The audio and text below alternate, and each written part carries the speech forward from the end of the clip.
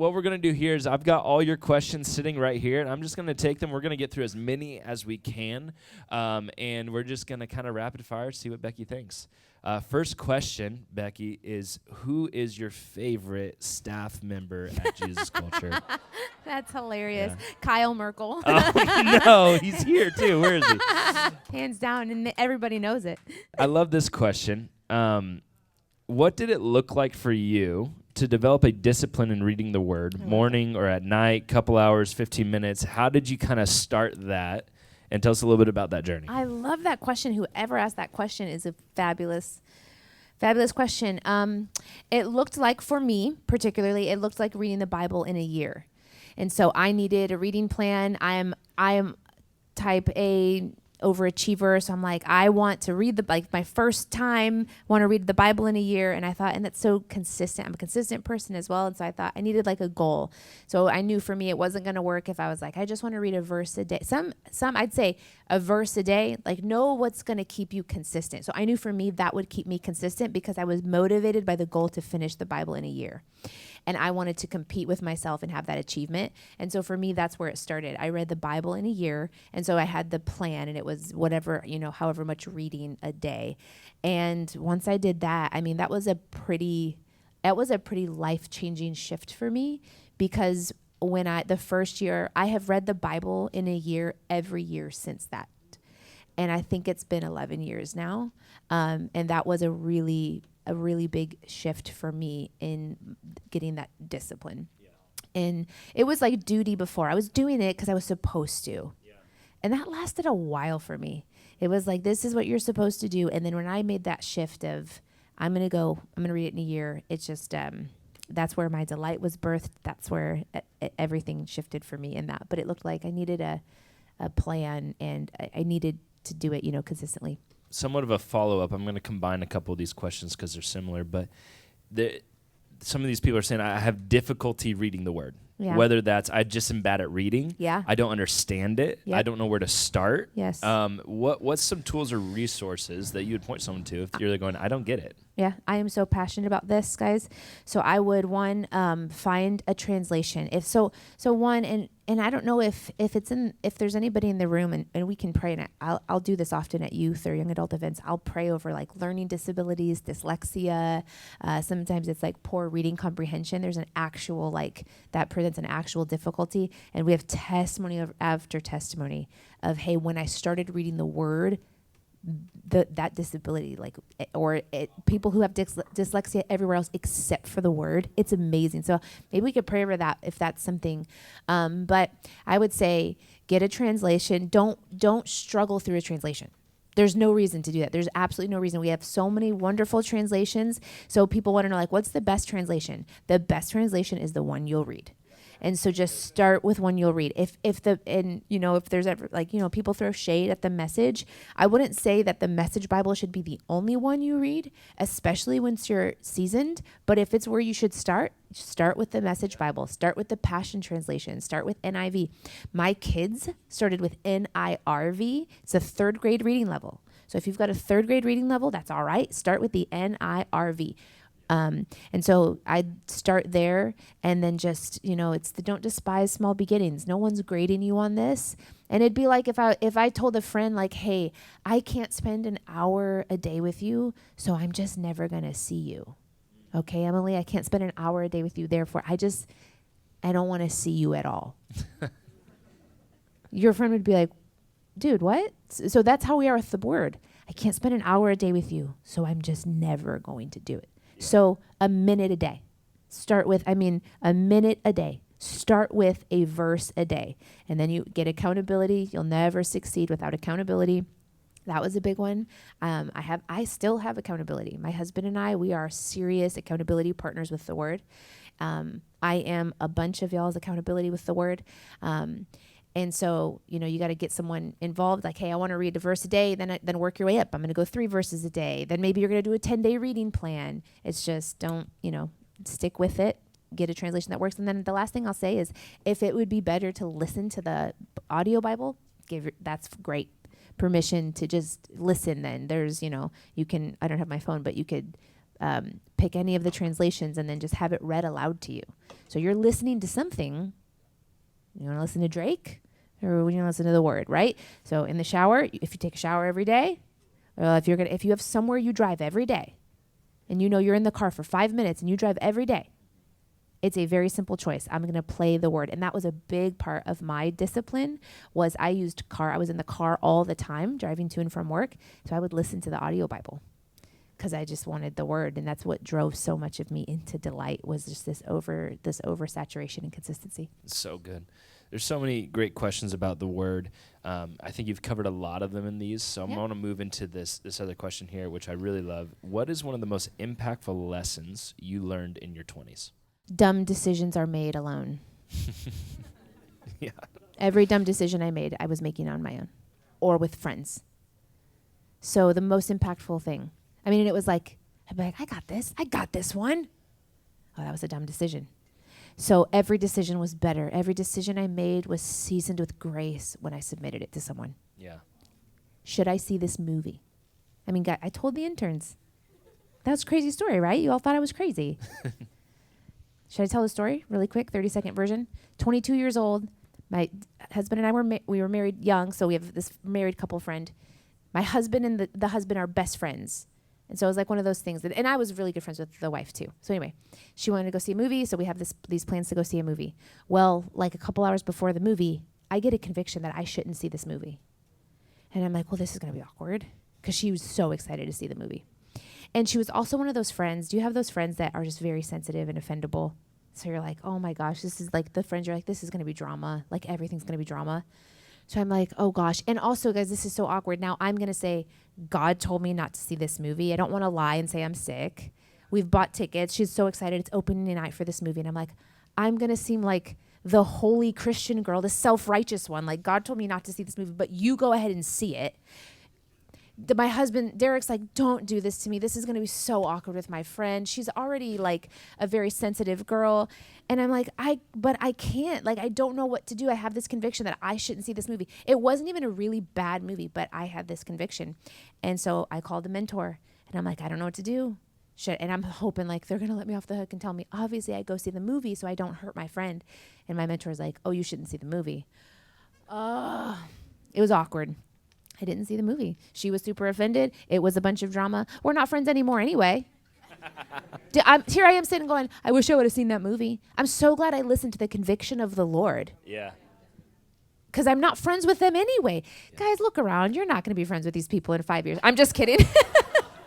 I'm just kidding. I hope you are. I hope you are. That's the goal, Yes. But that decision on my own, here's the truth. On my own, I would have decided, and it would have seemed right. I'm not going to offend my friend, so I'm going to ignore the conviction of the Holy Spirit and go see this movie. That's the decision I would have made on my own. Dumb decisions were made on my own. So I submitted it to a leader, and then I listened. That's another thing. Quit submitting and not listening. Come on. And I've said this before. If I meet with you 3 times, and the 4th time we're talking about the same things, I'm not scheduling another meeting with you. You got to show people like I am going to do something with what you tell me. So every meeting should be different because you're taking advice and moving forward. And so, yeah, that's my biggest lesson. So great. It's like a gentle spanking. Is it gentle? Well. Your next dinner guest. Yeah, get ready. Yeah, you gotta get ready. Way gentler. But I'm coming. I'm coming for that one. It's going to be good. It's going to be good. Yeah. You're just saying things. They have teeth. One question, I'm going to add a little bit to it. One of the questions was, what's one habit that you wish you would have developed in your young adult years? This is what I'm going to add to it. Not reading your word. Yeah. Not prayer. Got you. Fasting. Hands down. Prayer, the word, and fasting are the 3 spiritual disciplines that you need in your life. Fasting broke things off of me in my 30s that I spent thousands of dollars trying to get free from in my 20s with therapy.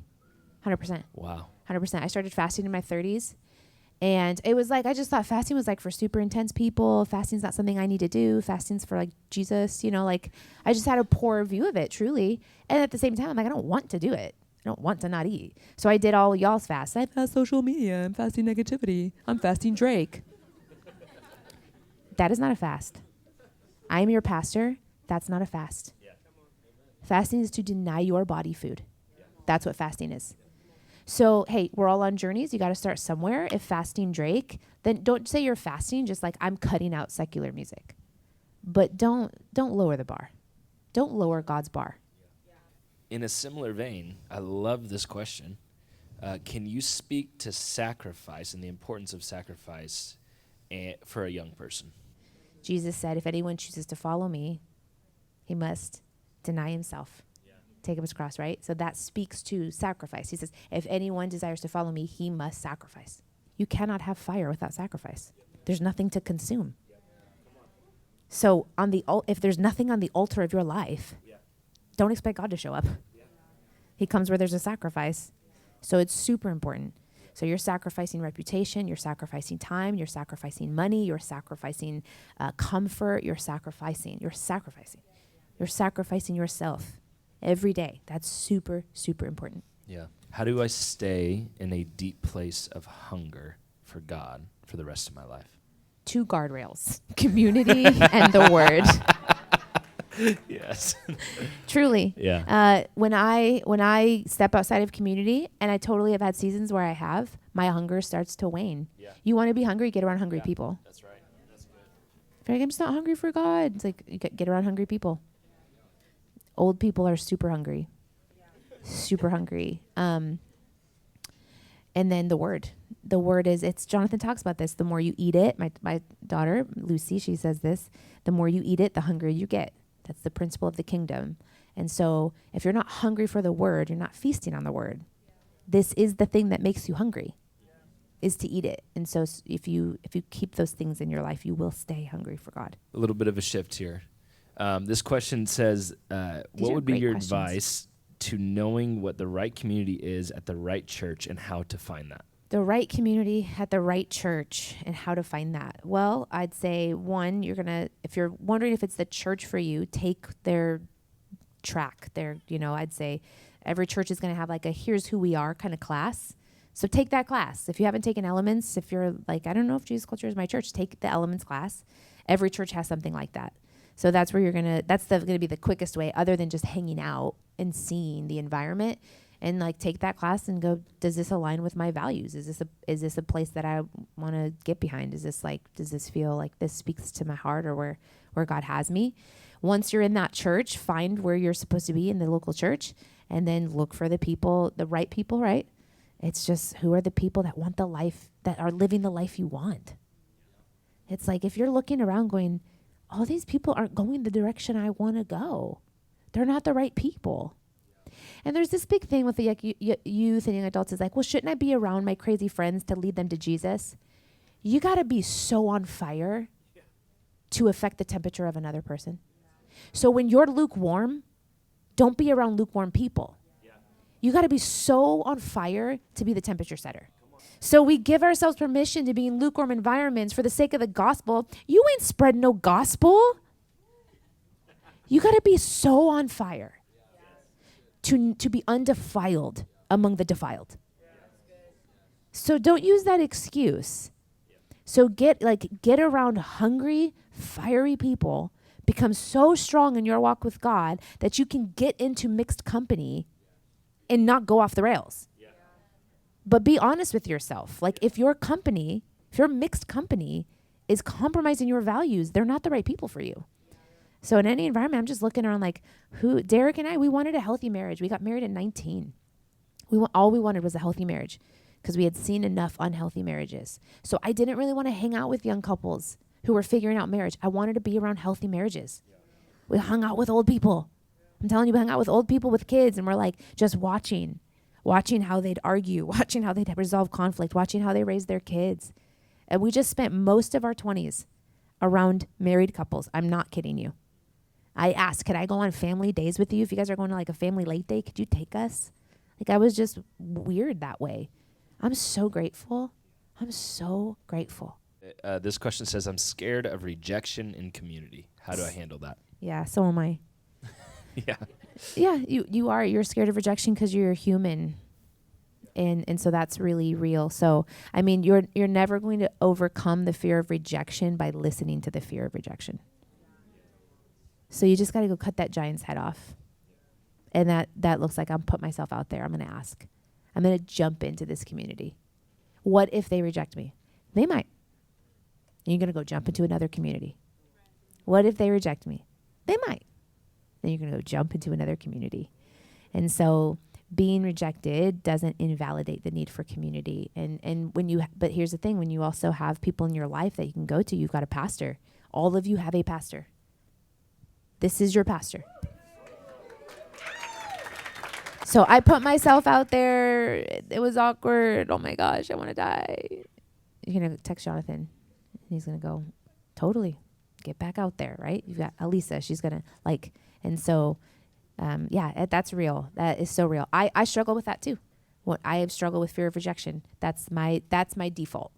Fear of rejection is definitely my default. But I didn't get where I am today by letting that dictate my decisions. Yeah. So anytime fear is talking, I recognize that's the devil.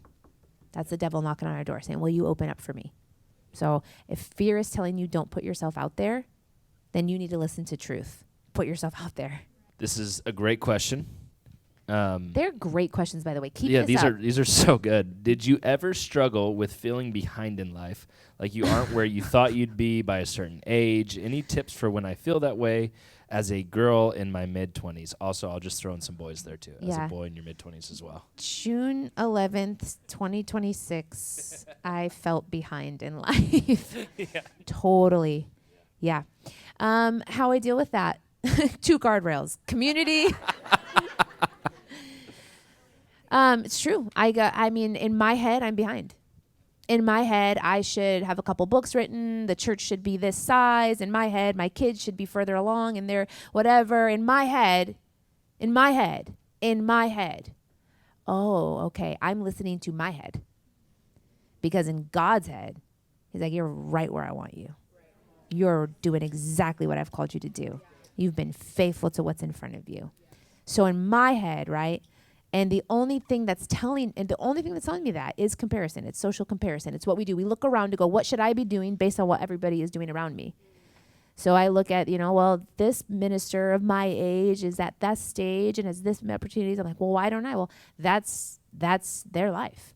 There's this amazing, can we open up the Bible real quick? There's this amazing, was it John?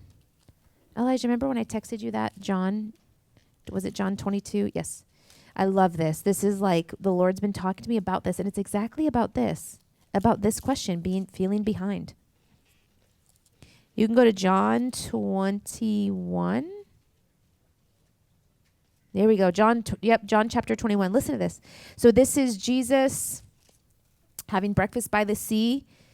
He's been crucified, resurrected. He's with the disciples. He restores Peter to ministry, right? You know the famous story. Do you love me? Do you love me? Do you love me? So Peter's denied Jesus 3 times. Then Jesus gives him the opportunity 3 times to redeem himself, which there's a whole, we don't have time. We can't preach that right now.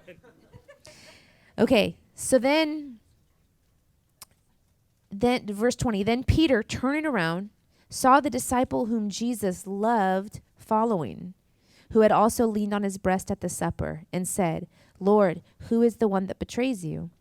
Peter, seeing him, said to Jesus, but Lord, what about this man? So Jesus has just restored Peter into ministry and said, this is what you're going to do. You're going to feed my lambs and tend my flock.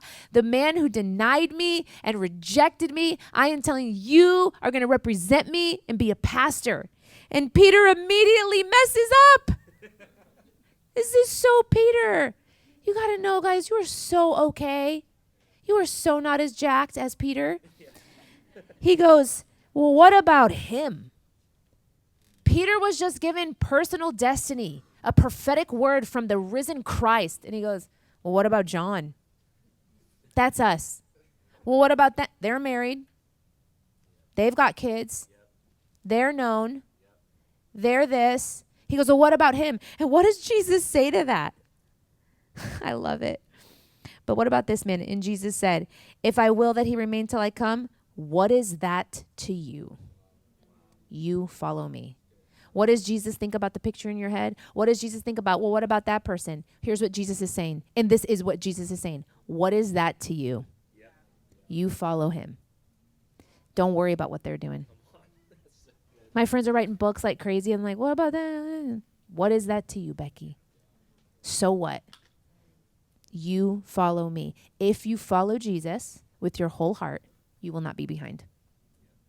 If you follow Jesus with all your heart, all your soul, all your mind. Oh, they have the verse. Oh, that's like some Terry. What translation is that? That's like some King James. If I will that he tarry. What is that to thee? Follow thou me. That's legit. King James. Nobody read King James Version. Yeah, well. You do not have permission to read that. So yeah, I totally. That verse has been just wrecking me lately. Good. What is that to you? When you're scrolling and you're like, oh my God. Jesus isn't like, oh my gosh, I'm so sorry I haven't given you your dreams yet. Jesus is going, what is that to you? Turn your phone off. Open your Bible. Follow me.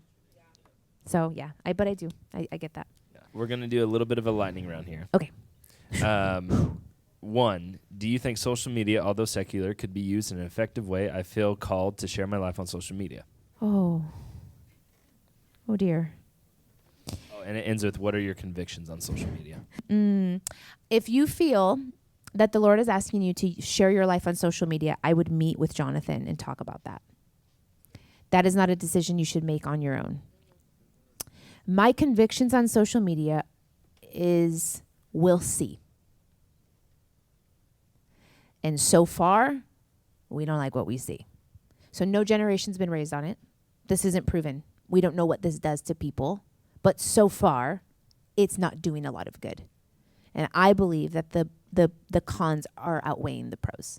So what we're seeing, what social media is producing in a generation is anxiety, brokenness, gender dysphoria, social comparison, addiction. So what I'm seeing, right, in this, the studies are in, they're like, oh, this is destroying teenagers. This is like destroying them. So what I'm seeing so far is this isn't very good. And the pros, there are pros. Yes, we can share the gospel like never before, but I have yet to meet somebody who's like, my life was changed on social media. It was a real, and I was never the same. Social media is a great front door, but you don't raise babies in the front door. You raise them in the house. And so it could be a fine front door, but if it doesn't lead people inside the house. And also, guys, Jesus Christ has been evangelizing the world for a lot of years without social media. So this whole like, what would we do without it? I'm like, he's gotten on fine without it. Like, he's not like, oh my God, you guys, I never thought about this. This is going to fix it. Like, he's been fine without it. So I think right now, I would say at this point, I think the cons way outweigh the pros. My children at this point will not be allowed on it because it's not produced anything. But I've not counseled any teenager or young adult who has had a positive impact from social media. And the stats are aligned with that. So could it change? Yes, absolutely. But we'll see. Like, this is new. We'll see. The same way that other things that get introduced to generations, they're like, oh, wow, look what that did. Right? So we'll see. And right now, I think what we're seeing is not good. So if you feel a conviction, if you really feel like God is saying your life is meant to be displayed on social media, I would just walk that through with a pastor and make sure that that decision is shrouded in community and covering and see what God does. One question that we just want to know from our guests is what's a worship song right now that's moving you? Oh, that's such a holy question. Thank You, Jesus, by Jesus Image. Thank You, Jesus. Write by it down, Jesus listen to Image. it tonight, and weep. Okay, what is something... Also the song Okay by Forrest Frank. No, Really? listen, no. Okay. Because I hadn't listened to it, and so my kids were like, play Okay. My son's 8, and so we're playing Okay. Have you heard it? And he goes, Mom, this is you. And I got kind of sad because it's like, I got to take another business call, and I'm so anxious and stressed. I'm like, oh my gosh, guys. They're like, it's you, Mommy. I'm like, I'm so sorry. So I just like cried. So that moves you like, in a different way. Yeah, it's like Yeah. bills are on the table and I'm stressed, but I'm supposed to be a dinosaur for my kids. And like, they're like, he's like, this is you, Mom. I'm like, oh, ow. Was it good tonight, guys? Awesome. Can we just take a minute and thank Becky for coming out, spending time with us?